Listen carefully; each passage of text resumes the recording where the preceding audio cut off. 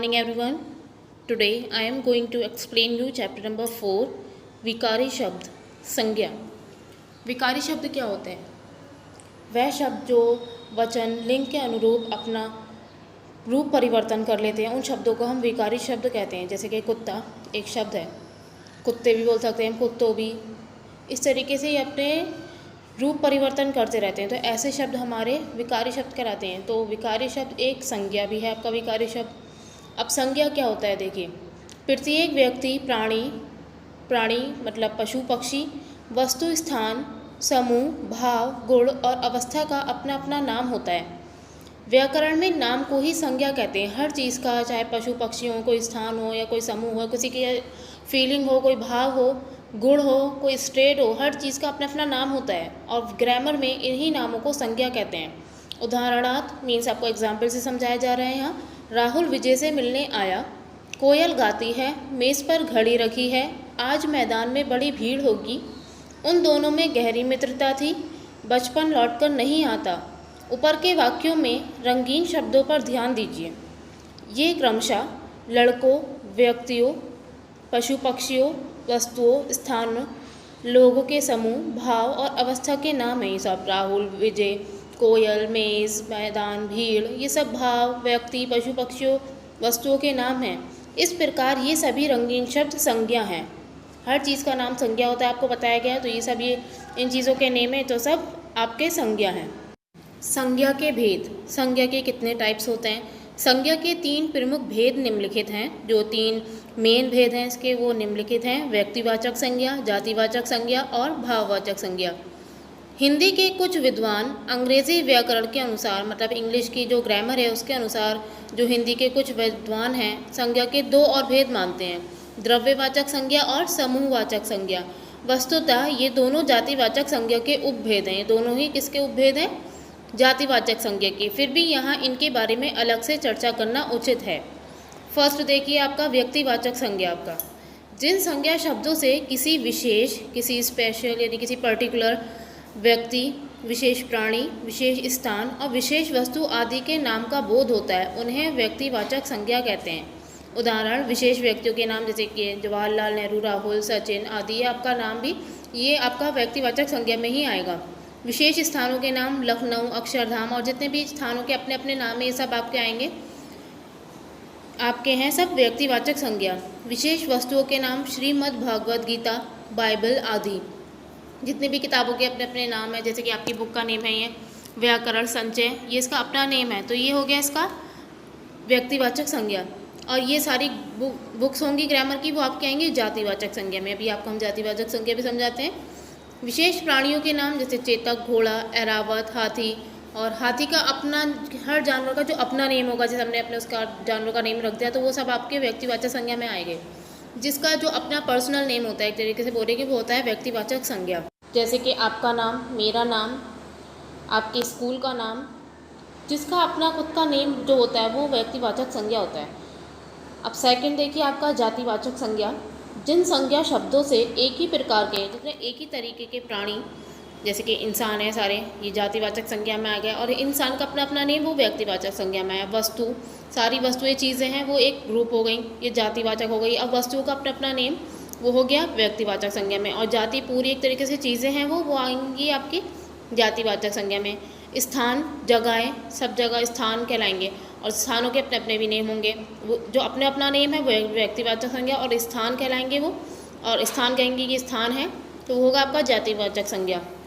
तो जिन संज्ञा शब्दों से एक ही तरीके के प्राणी, वस्तु, स्थान का आदि का बोध होता है, उन्हें हम जातिवाचक संज्ञा कहते हैं। जैसे कि एग्जाम्पल आपको दे रखा है, प्राणी, मछली, गधा, चींटी, लड़का, औरत, घोड़ा, हाथी आदि, ये आपके जातिवाचक संज्ञा हैं। लड़का पूरी लड़कों की जाति के बारे में बता रहा है, और लड़कों के अपने अपने भी नेम होंगे अलग, जो अपना अपना नेम है अलग, वो होगा व्यक्तिवाचक संज्ञा। और लड़का, ये एक जाति हो गई पूरी, एक ही तरीके के आएंगे इसमें लोग, मतलब लड़के आ गए सिर्फ, तो ये हो गई एक जाति। ऐसी औरत पूरी एक औरत की जाति आ गई, और इसमें औरतों के अपने अपने भी नेम हो गए। नेक्स्ट आपका इसमें देखिए वस्तु, चीज़ें, जैसे सोना, तेल, चप्पल, आटा, कार, कमीज़, फल आदि।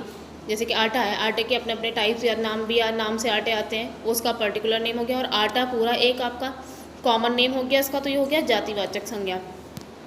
स्थान, जिसके बाज़ार, शहर, गली, देश, पर्वत, नदी, विद्यालय आदि। ये तो स्थान के अपने ये एक कॉमन नेम हो गया, एक ही तरीके की जगह के लिए नेम दे दिया गया है।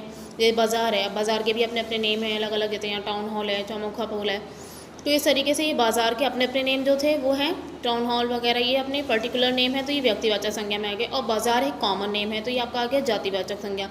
शहर, मुरादाबाद, रामपुर, दिल्ली, ये आप इनके व्यक्तिवाचक संज्ञा में आएंगे। और जातिवाचक शहर, शहर जो है आपका जातिवाचक, मतलब एक ही तरीके के सारी चीज़ें आ जाएंगी, इसमें शहर आएंगे सारे। ऐसे ही गली, देश, पर्वत, देशों के अपने अपने भी नेम हैं, और देश, सारे देशों को मिलाकर हम एक ही तरीके की चीज़ है वो, तो वो आपका आ गया जातिवाचक संज्ञा में। नेक्स्ट है आपका भाववाचक संज्ञा। जिन संज्ञा शब्दों से किसी प्राणी या वस्तु की स्थिति, भाव और दशा आदि का बोध होता है, उन्हें भाववाचक संज्ञा कहते हैं। उदाहरण: मानवता, हिंसा, चिकित्सा, भाईचारा, मित्रता, सत्य, मिथ्या, बचपन, बुढ़ापा, खुशी आदि। भाव मतलब एक तरीके से किसी वस्तु की स्थिति, भाव, उसकी फीलिंग्स वगैरह का पता चलता है। जैसे कि एक शब्द है मानवता, मानवता का मतलब होता है इंसानियत। ये कोई चीज़ तो है नहीं जिसे हम देख सकें, बस इसे फील ही कर सकते हैं। मानवता, इंसानियत किसी की। चिकित्सा मतलब कि इलाज जो होता है, इसको हम फिर फील ही कर सकते हैं, देख तो नहीं सकते। भाईचारा, मित्रता, दोस्ती, ये हम सिर्फ फील ही कर सकते हैं, देख नहीं सकते। तो ये सब भाव हैं। तो ये भाव को जो भी नेम है, ये भावों के नेम, दशा वगैरह के नेम, बचपन, बुढ़ापा, ये सब भाव हैं, दशाएं हैं। तो इन सब के नाम भी क्या कहलाते हैं आपके? संज्ञा, भाववाचक संज्ञा। ये भाववाचक संज्ञा है आपकी। नेक्स्ट है आपका द्रव्यवाचक संज्ञा, मटीरियल नाउन। जिन संज्ञा शब्दों से किसी द्रव्य या पदार्थ का बोध हो, किसी मटीरियल का बोध हो, उन्हें हम द्रव्यवाचक संज्ञा कहते हैं। उदाहरणार्थ: गेहूं, चावल से विभिन्न प्रकार के पकवान बनाए जाते हैं। दूध से दही, पनीर, मिठाई आदि वस्तुएं बनाई जाती हैं। सोना, चांदी से आभूषण इत्यादि बनाए जाते हैं।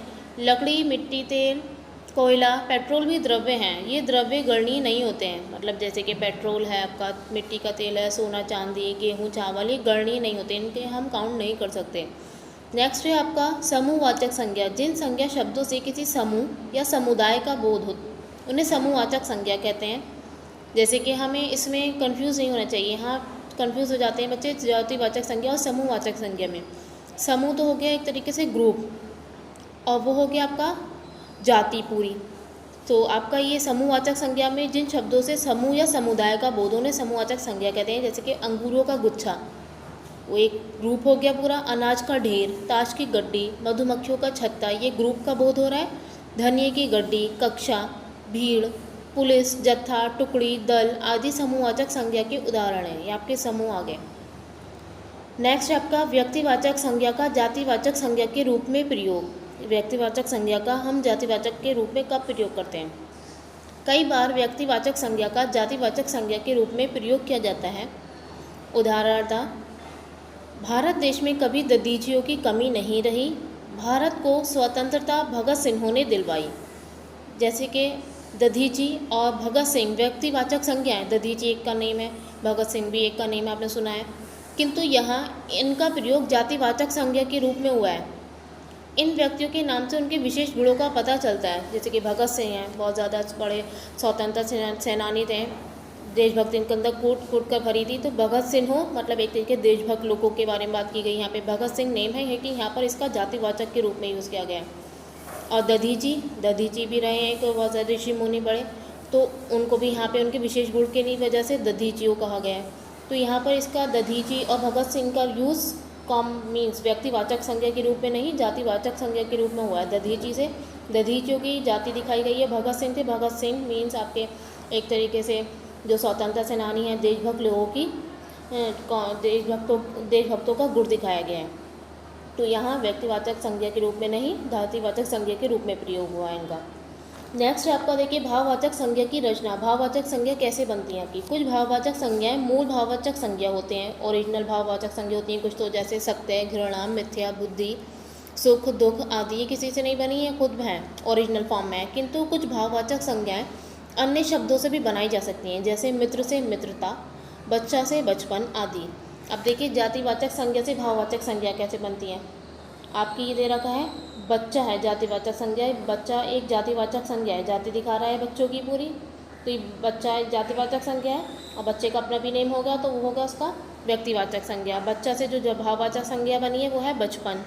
ऐसे ही मित्र से बनी है भाववाचक संज्ञा मित्रता। और ऐसे देखिए लड़का से बनी है आपका लड़कपन। पशु से पशुत्व। ये सब जातिवाचक संज्ञाएं से भाववाचक संज्ञाएं बना दी गई हैं। सेकंड में आपका बनाया गया है सर्वनाम से भाववाचक संज्ञा बनाई गई। अहम सर्वनाम है, इससे बना भाववाचक संज्ञा अहंकार। अपना सर्वनाम है, इससे बनी भाववाचक संज्ञा अपनापन। पराया सर्वनाम है, इससे बना परायापन। आप, आपा, सर्व, सर्वस्व, ये सब सर्वनाम से बनाई गई हैं आपकी भाववाचक संज्ञाएं। अभी नेक्स्ट देखिए विशेषण से भाववाचक संज्ञा। विशेषण शब्दों से बनाई गई भाववाचक संज्ञा। अकेला एक विशेषण शब्द है, इससे बनी भाववाचक संज्ञा अकेलापन। उचित औचित्य। अधिक अधिकता या अधिक्य। एक एकता एकत्व। मीठा मिठास। आलसी आलस्य, ये सब विशेषण शब्द हैं, इनसे भाववाचक संज्ञा बना दी। अब नेक्स्ट है आपका इसमें क्रिया से भाववाचक संज्ञा। गिरना एक क्रिया है, इससे बनी भाववाचक संज्ञा गिरावट। सुनना सुनवाई। थकना थकावट। पूजना पूजा। लिखना लिखाई। बोलना बोल, ये सब क्रिया है, इनसे भाववाचक संज्ञा बनाई। अब नेक्स्ट है आपका अव्यय से भाववाचक संज्ञा। अव्यय क्या होता है आपके अविकारी शब्द, जैसे कि ये विकारी शब्द है संज्ञा जिसका रूप परिवर्तन होता है। अव्यय का रूप परिवर्तन नहीं होता है। अव्यय है आपका शीघ्र, शीघ्रता से बनी, शीघ्र से बना आपका शीघ्रता भाववाचक संज्ञा। निकट है, निकट से बनी निकटता। मना मनाही। जल्दी जल्दबाजी। देखिए शीघ्र निकट ये अव्यय हैं, इनमें कोई रूप परिवर्तन नहीं होता है। लिंग और आपके वचन के अनुरूप। अब इनसे बनाई हैं भाववाचक संज्ञाएं। शीघ्र से शीघ्रता, दूर से दूरी, देर से देरी, तो ये अव्यय से भाववाचक संज्ञाएं बनी हैं।